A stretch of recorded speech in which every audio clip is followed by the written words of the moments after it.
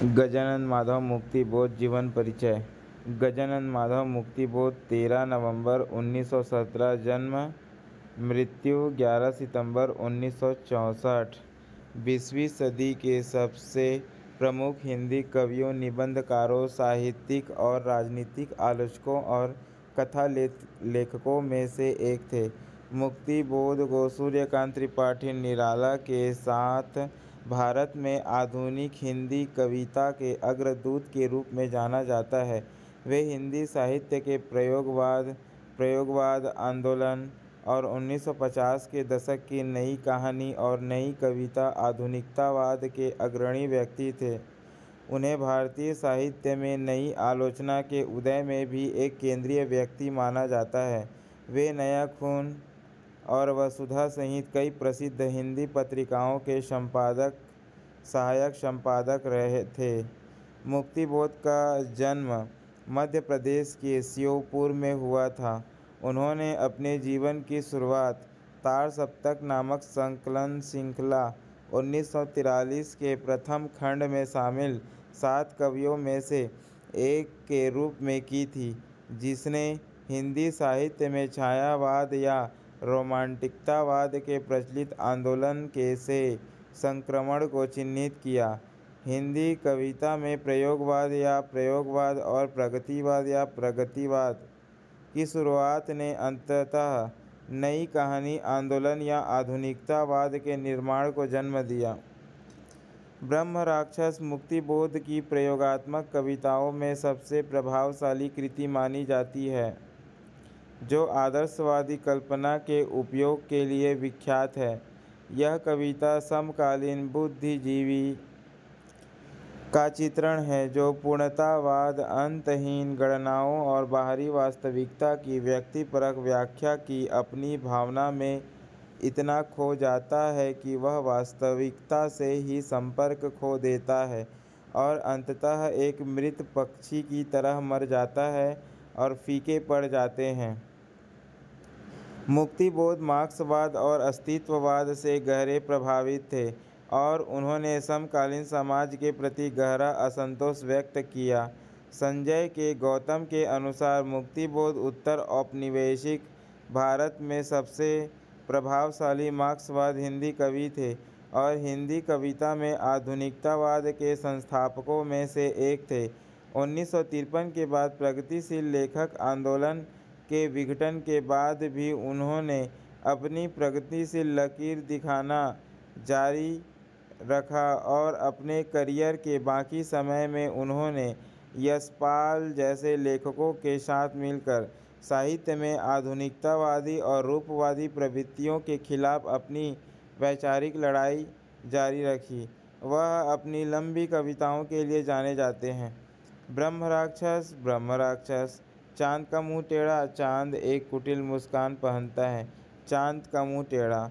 अंधेरे में और भूरी भूरी खाक धूल, भूरी सूखी धूल, भूरी भूरी खाक धूल। 6 खंडों में फैली उनकी संपूर्ण रचनाएं 1980 में मुक्तिबोध रचनावली नाम से प्रकाशित हुई। शरद चंद्र माधव मुक्तिबोध 1921 से 1985 एक मराठी कवि, उपन्यासकार और मार्क्सवादी आलोचक। मराठी में साहित्य अकादमी पुरस्कार 1989 विजेता। मुक्तिबोध के छोटे भाई। गजानन माधव मुक्तिबोध जन्म 13 नवंबर 1917 श्योपुर मध्य प्रांत, वर्तमान चंबल मध्य प्रदेश। मृत्यु 11 सितंबर 1964, आयु 46 वर्ष। हबीबगंज, भारत। पेशा लेखक, कवि, निबंधकार, साहित्य आलोचक, राजनीतिक आलोचक। कार्य। उनकी पहली व्यक्तिगत पुस्तक 1964 में प्रकाशित हुई, जब वह अपनी मृत्यु शैया पर थे। चांद का मुंह टेढ़ा। यद्यपि मुक्तिबोध अपने जीवन काल में अपनी रचनाओं को पुस्तक के रूप में प्रकाशित नहीं करवा सके, फिर भी वे अज्ञेय द्वारा संपादित पथ प्रदर्शक कविता संकलनों की श्रृंखला तार सप्तक के पहले 3 खंडों में योगदान देने वाले कवियों में से एक थे। भूरी भूरी खाक धूल उनकी शेष कविताओं का संग्रह है।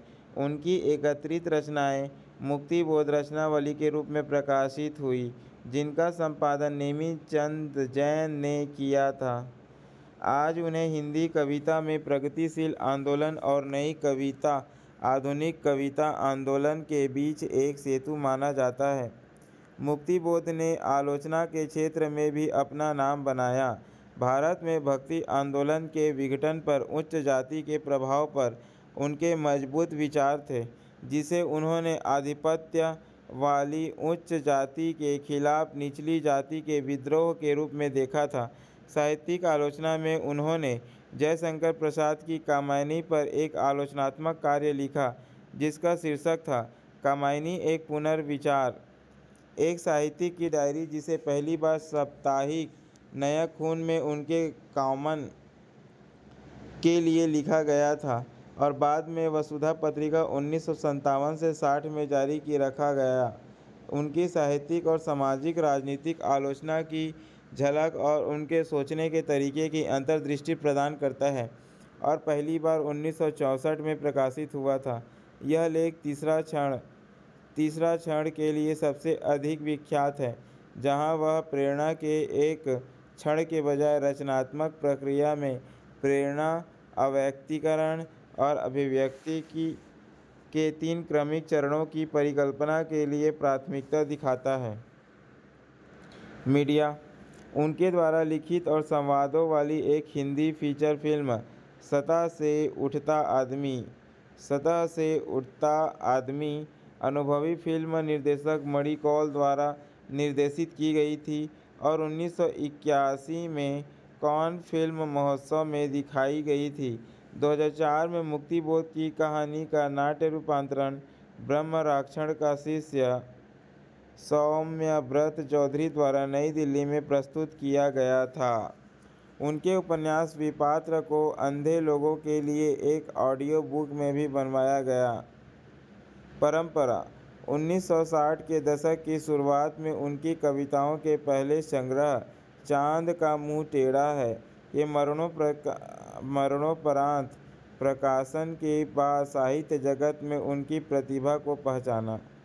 तब से इस पुस्तक के कई संस्करण प्रकाशित हो चुके हैं और इसे आधुनिक क्लासिक के रूप में मान्यता मिली है। उनकी स्मृति में मध्य प्रदेश साहित्य परिषद ने वार्षिक मुक्तिबोध पुरस्कार की स्थापना की है। 2004 में छत्तीसगढ़ के राजनांदगांव में त्रिवेणी संग्रहालय में मुक्तिबोध स्मारक की स्थापना छत्तीसगढ़ के साथी कवियों पद्मलाल पुन्नालाल बख्शी और बलदेव प्रसाद मिश्र के साथ मिलकर की गई।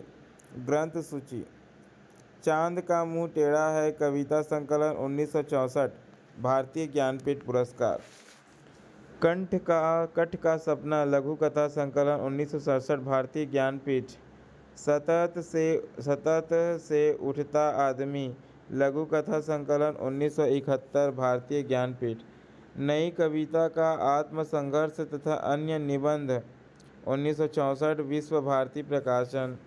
एक साहित्यिक की डायरी निबंध 1964 भारतीय ज्ञानपीठ।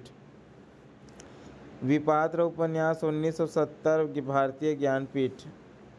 नए साहित्य का सौंदर्य शास्त्र 1971 राधाकृष्ण प्रकाशन।